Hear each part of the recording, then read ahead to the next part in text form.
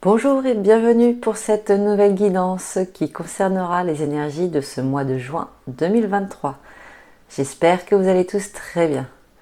Je fais une petite parenthèse afin de vous informer que ce dimanche 4 juin, à midi heure de France et 21h heure calédonienne, il y aura un soin collectif à distance ainsi qu'une guidance pour la pleine lune qui va se faire. Si vous souhaitez vous inscrire, le lien est dans la description. Parenthèse fermée. Maintenant, allons voir ce qui nous attend pour ce mois de juin. Déjà, l'énergie qui vous correspond en ce mois de juin.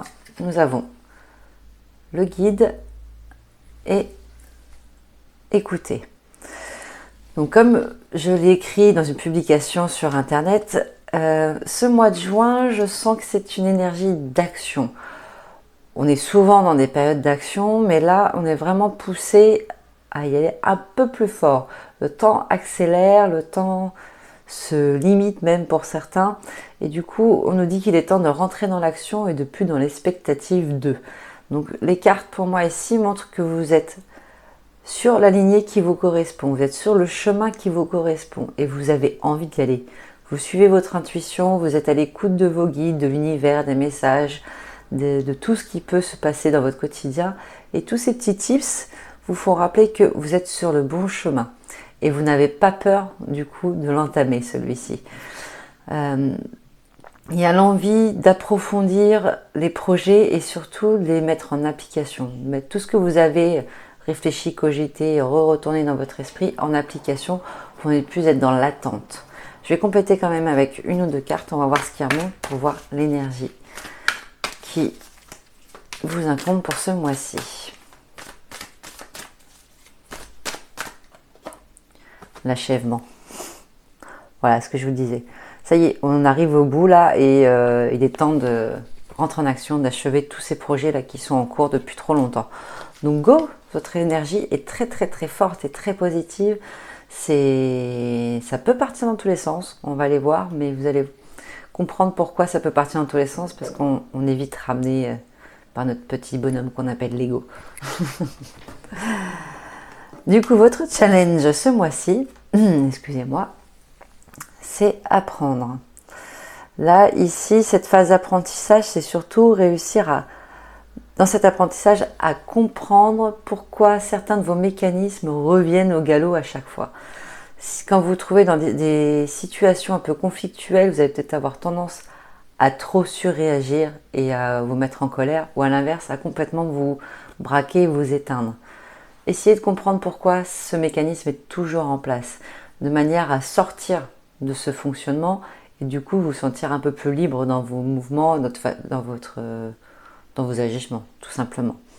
Donc là, ce mois-ci, votre challenge, c'est d'apprendre et comprendre vos fonctionnements pour en sortir. Et quand on comprend nos fonctionnements, ça veut dire qu'on accepte la transformation. Une situation, quand elle doit être changée, elle doit être transformée. Et pour cela, il faut aussi que vous soyez prêt à ce que la situation se transforme, quelle qu'en soit l'issue. Donc ça, c'est votre challenge ce mois-ci. Avec la carte, il y a aussi l'enfant sur la carte, il y a aussi ce côté innocence. Un enfant n'est pas dans la négativité, il est toujours dans la pensée positive, tout est génial dans sa vie. Je grossis les choses, mais voilà, il est dans l'insouciance de ce qui doit être fait ou non. Et c'est revenir un peu à cet état d'enfant pour vous dire, ok, est-ce que c'est si important de ça que je m'accroche à cette situation ou à cette émotion? Généralement non, on n'a pas besoin de s'accrocher à ça. Et c'est revenir à vous, revenir en vous, revenir à l'écoute de qui vous êtes pour pouvoir mieux slalomer à travers les petits obstacles qui vont pouvoir intervenir ce mois-ci. Au niveau professionnel, nous avons la carte de la chute. Alors, ça ne veut pas dire que ça va être la catastrophe. Pour certains, il peut s'agir justement d'un grand changement professionnel de ce côté-là. Vous êtes peut-être déchanté. Il y en a certains qui ont peut-être déchanté un peu parce que vous n'allez pas pouvoir atteindre l'objectif que vous vouliez de la manière dont vous vouliez. C'est plus ça. Quand une porte se ferme, une autre s'ouvre. Et c'est là-dessus qu'il faut rester accroché. Mais je vais compléter. On va voir ce qui va se passer au niveau professionnel.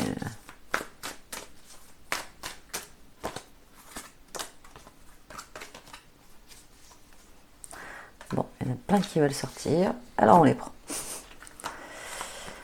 Alors, j'ai la carte des amoureux, le conditionnement et la renaissance. Donc, il se peut que pour certains, cette période d'action soit surtout sur le plan professionnel. C'est-à-dire qu'il y a... on va reprendre la carte de départ pour ne pas se perdre. C'est qu'il y a un changement. Pour moi, c'est l'équivalence de la tour aussi, la chute. Il y a une transformation qui se fait au niveau professionnel. Peut-être pas de la manière dont vous l'attendiez, mais la transformation est là, le changement est là. Il peut y avoir soit un coup de cœur, c'est-à-dire une révélation de ce que vous voulez faire, le métier de vos rêves, le projet professionnel que vous aviez tant attendu, une évolution professionnelle, en tout cas, même une association. En tout cas, c'est très positif. Là, ce changement, cette tour qui s'effondre, va permettre vraiment une ouverture d'une nouvelle passion, la création d'une nouvelle passion. On n'irait plus bosser à contre-cœur, et c'est plutôt sympathique. La carte du conditionnement, c'est peut-être que pour certains, ça va être oser sortir de votre zone de confort, oser changer de domaine d'activité. Pour d'autres, on va peut-être vous pousser justement à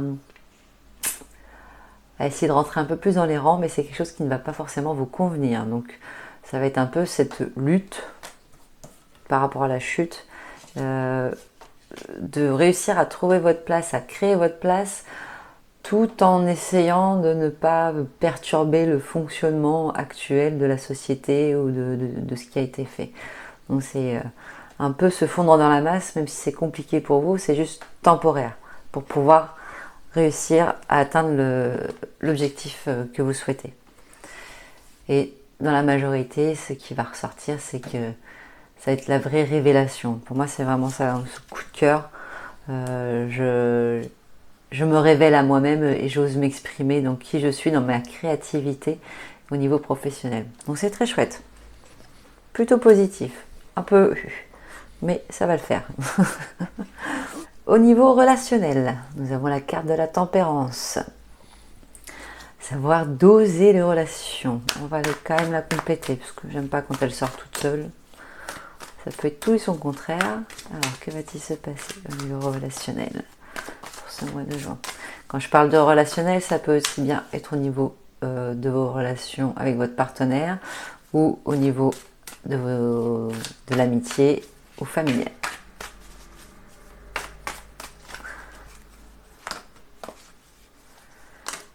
Ah bah dis donc, surtout de faire 3 aujourd'hui. Bien. On a la carte du succès, du lâcher prise et de l'éveil. Ok, alors pour moi, le côté relationnel, ce qui va se produire, c'est que l'équilibre qui va être présent et en même temps, il y a ce côté consécration. Vous allez être soutenu par votre entourage, quel que soit votre projet. Il y aura comme une ouverture d'esprit qui va se faire auprès de vos proches. Il y aura beaucoup moins de jugement parce qu'ils comprendront votre épanouissement et du coup, ça sera plus facile pour vous d'oser aller de l'avant. Pour ça, pour moi, il y a toutes ces cartes-là de succès, de lâcher prise, d'éveil.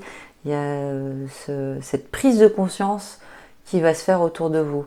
Et que vous soyez en couple ou non, il y a ce respect qui s'établit, qui se met en place et qui dit il n'y a pas de l'adulation, mais on n'est pas loin en disant waouh, c'est super ce que tu fais, sois fier de toi,